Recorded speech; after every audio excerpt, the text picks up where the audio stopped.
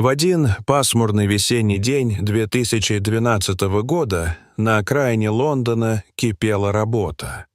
Строительная площадка в районе Кэнери-Уорф гудела от звуков техники и голосов рабочих. Бригада строителей трудилась над возведением нового офисного здания, которое должно было стать очередным украшением делового квартала столицы. Утро выдалось прохладным, и рабочие, закутавшись в теплые куртки, приступили к своим обязанностям. Среди них был Алекс, молодой парень, недавно пришедший на стройку. Он старательно выполнял поручения бригадира, стремясь показать себя с лучшей стороны. Рядом трудился опытный каменщик Джон, знавший все тонкости строительного дела. Его загрубевшие от работы руки ловко укладывали кирпичи, создавая ровную стену будущего здания. Неподалеку орудовал экскаватором Майк, углубляя котлован для фундамента. Работа шла своим чередом, когда внезапно произошло нечто необычное. Алекс, спускаясь в котлован, чтобы проверить уровень грунтовых вод, услышал странный звук. Сначала он подумал, что ему показалось, но звук повторился. Молодой строитель остановился и прислушался. Из глубины котлована доносилось тихое поскуливание. Алекс решил найти источник звука и начал осторожно спускаться вниз по земляному склону.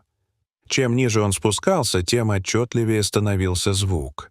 Наконец, Алекс увидел небольшое углубление в стене котлована, откуда и доносились жалобные звуки. Он позвал на помощь коллег, и вскоре несколько рабочих собрались вокруг находки. Джон, как самый опытный, взял на себя руководство ситуацией. Он попросил принести фонарик, чтобы лучше рассмотреть, что находится в углублении.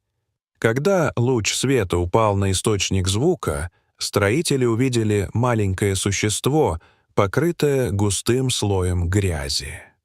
Первой мыслью рабочих было, что это щенок, каким-то образом оказавшийся на стройке. Животное выглядело испуганным и измученным. Его шерсть слиплась от грязи, а глаза были полны страха. Строители не могли оставить беспомощное существо в беде. Они решили немедленно спасти его, несмотря на то, что это означало временную приостановку работ. Бригадир, узнав о ситуации, удивился, но все-таки одобрил решение своих подчиненных. Алекс вызвался спуститься в углубление и достать животное.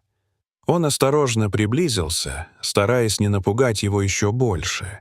Мужчина пытался успокоить дрожащее существо, медленно протягивая к нему руки.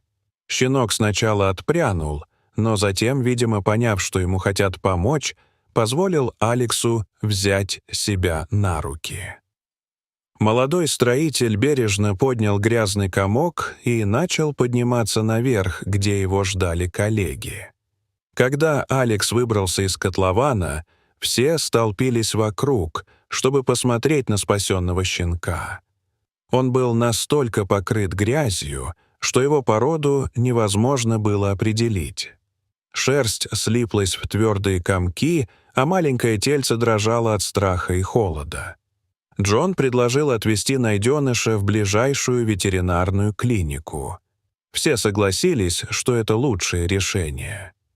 Майк вызвался использовать свою машину для транспортировки испуганного грязного щенка. Пока Майк готовил автомобиль, остальные рабочие пытались хоть немного очистить животное от грязи. Они принесли воды и старые полотенца, осторожно промокая засохшую корку. Однако грязь въелась в его шерсть так сильно, что ее невозможно было удалить без специальных средств. Наконец, все было готово к отъезду. Алекс с удовольствием согласился сопровождать несчастное животное в клинику. Он осторожно завернул дрожащего щенка в чистое полотенце и сел на пассажирское сиденье в машине Майка. По дороге в клинику Алекс пытался успокоить щенка, тихо разговаривая с ним и осторожно поглаживая малыша. Постепенно дрожь уменьшилась, и найденыш, кажется, немного расслабился. Майк вел машину осторожно, стараясь не делать резких движений. Он выбрал маршрут с наименьшим количеством светофоров, чтобы быстрее добраться до клиники. Время от времени он поглядывал на пассажиров, убеждаясь, что все в порядке. Через 20 минут они прибыли в ветеринарную клинику. Это было небольшое, но современное здание с яркой вывеской. Алекс и Майк поспешили внутрь, неся завернутого в полотенце щенка. В приемной их встретила молодая девушка, администратор. Увидев состояние животного, она немедленно вызвала дежурного ветеринара. Через несколько минут появился доктор Браун, опытный специалист с добрыми глазами. Доктор Браун быстро оценил ситуацию и пригласил строителей пройти в смотровую. Там он осторожно развернул полотенце и начал осматривать животное. Его опытные руки ловко ощупывали маленькое тельце, проверяя на наличие травм. К счастью, серьезных повреждений не обнаружилось. Однако доктор отметил, что животное сильно истощено и обезвожено. Он подтвердил, что это щенок, судя по размеру и форме тела, и предложил немедленно начать процедуру очистки и лечения. Алекс и Майк согласились оставить найденыша в клинике. Они оставили свои контакты и пообещали вернуться позже, чтобы узнать о его состоянии. Доктор Браун заверил их, что сделает все возможное для спасения маленького пациента. Строители вернулись на стройплощадку, где их с нетерпением ждали коллеги. Они рассказали о визите в клинику и о том, что животное осталось под присмотром врачей. Все были рады, что удалось так быстро оказать помощь малышу. Работа на стройке возобновилась, но мысли рабочих то и дело возвращались к спасенному щенку. Они обсуждали, что это могла быть за порода и как животное оказалось в котловане. Версии были самые разные. От потерявшегося домашнего питомца до бездомной собаки, случайно забредшей на стройку. Тем временем в ветеринарной клинике началась кропотливая работа по очистке и лечению маленького пациента. Доктор Браун и его ассистенты осторожно смывали застывшую грязь, используя специальные шампуни и теплую воду. Процесс очистки занял почти час. Слой за слоем смывалась грязь, обнажая шерсть животного. К удивлению врачей, под коркой грязи оказался не щенок, как все думали изначально, а настоящий маленький лисенок. Рыжая шерстка постепенно проявлялась, становясь все более заметной. Лисенок оказался совсем молодым, возрастом около 4 месяцев. Он был сильно истощен и напуган, но постепенно начал доверять заботливым рукам ветеринаров. После купания лисенка тщательно высушили мягкими полотенцами и поместили в теплый бокс. Доктор Браун провел полное обследование, взяв необходимые анализы и сделав рентгеновские снимки. Результаты обследования показали, что, несмотря на истощение и обезвоживание, лисенок не получил серьезных травм. Ему назначили курс витаминов и специальную диету для восстановления сил. В клинике лисенку дали кличку Джаспер, что казалось очень подходящим для такого необычного пациента. Персонал клиники по очереди дежурил возле бокса, следя за состоянием маленького пациента и обеспечивая его всем необходимым. Весть о необычном пациенте быстро разлетелась по клинике. Многие сотрудники приходили посмотреть на маленького лисенка, удивляясь его удивительному спасению. История Джаспера тронула сердца всех, кто о ней узнавал. На следующий день Алекс и Майк, как и обещали, приехали в клинику узнать о состоянии спасенного животного. Они были поражены, узнав, что на самом деле спасли не щенка, а лисенка. Доктор Браун рассказал им о проделанной работе и показал фотографии преображенного Джаспера. Строители были рады узнать, что с лисенком все в порядке. Они поблагодарили персонал клиники за заботу и попросили держать их в курсе дальнейшего лечения. Алекс даже вызвался помочь с оплатой лечения, если это потребуется. В последующие дни Джаспер постепенно набирался сил. Его аппетит улучшился, и он начал проявлять больше интереса к окружающему миру. Ветеринары отметили, что лисенок быстро идет на поправку. Тем временем история спасения Джаспера привлекла внимание местных СМИ. Журналисты связались с клиникой и строительной компанией, чтобы узнать подробности удивительного спасения.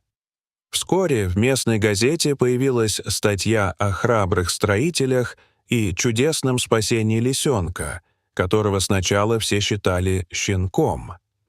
Публикация вызвала большой интерес у читателей. Многие звонили в клинику, интересуясь состоянием Джаспера и предлагая свою помощь. Некоторые даже выразили желание взять лисенка к себе после выздоровления. Однако доктор Браун и его команда были твердо убеждены, что лучшее место для Джаспера — это дикая природа. Они начали разрабатывать план по реабилитации лисенка и его последующему возвращению в естественную среду обитания. Для этой цели клиника связалась с местным центром реабилитации диких животных. Специалисты центра согласились принять Джаспера после окончания лечения в клинике и подготовить его к жизни в дикой природе. Дни в клинике летели быстро. Джаспер все больше походил на здорового, активного лисенка. Он с любопытством исследовал свой бокс, играл с игрушками, которые ему приносили сотрудники, и с аппетитом ел специально подобранную для него пищу. Центр реабилитации находился в живописном месте за городом, окруженный лесами и полями. Здесь Джасперу предстояло провести несколько месяцев, готовясь к самостоятельной жизни в дикой природе. К счастью, лисенок быстро адаптировался к новым условиям и показывал отличные результаты в обучении. Джаспер научился самостоятельно добывать пищу, избегать опасностей и взаимодействовать с другими животными. Его природные инстинкты, подавленные во время пребывания в городской среде, теперь полностью раскрылись. Наступил день, когда специалисты центра решили, что Джаспер готов к возвращению в дикую природу. Они выбрали подходящее место в лесу, достаточно удаленное от человеческого жилья, но с обилием природных источников пищи для молодого лиса. Сначала Джаспер с опаской смотрел на окружающий лес и никак не хотел туда идти. Однако природные инстинкты вскоре взяли верх. Джаспер насторожился, уловив какой-то звук в лесу. Его уши встали торчком, а тело напряглось. Секунду спустя он сорвался с места и помчался в чащу, мелькая рыжим хвостом между деревьями. Наблюдая за тем, как Джаспер исчезает в лесу, Алекс широко улыбнулся, вспоминая, как они приняли его за щенка в тот день на стройке. Этот маленький зверек, преодолевший столько испытаний, теперь возвращался в свой настоящий дом, дикую природу, где ему и было место.